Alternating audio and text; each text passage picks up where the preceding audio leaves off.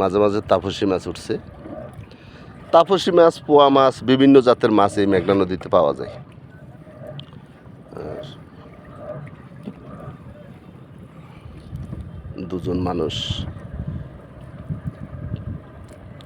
ছোট ছোট নৌকা, এখন আর আগের মতো সেই পরিমাণ নৌকা নেই এই মেঘনাতে।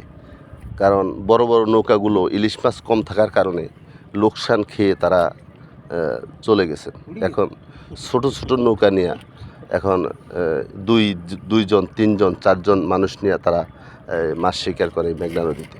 আসলে আগের সেই মেঘনা আর নেই যে বুড়ি বুড়ি ইলিশ মাছ পাওয়া যায়, সেই মেঘনা আর নেই। এখন ছোট ছোট ইলিশ মাছ, ছোট বড় বড় ইলিশ মাছ তো এখন পাওয়াই দুষ্কর।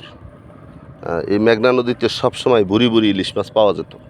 এখন নদীর নাব্যতা সংকটের কারণে বিভিন্ন জায়গায় চর হয়ে গেছে, এই জন্য আর ইলিশ মাছ পাওয়া যাচ্ছে না, কম। এখন ইলিশ মাছটা একসময় স্বপ্নের ব্যাপার হয়ে যাবে।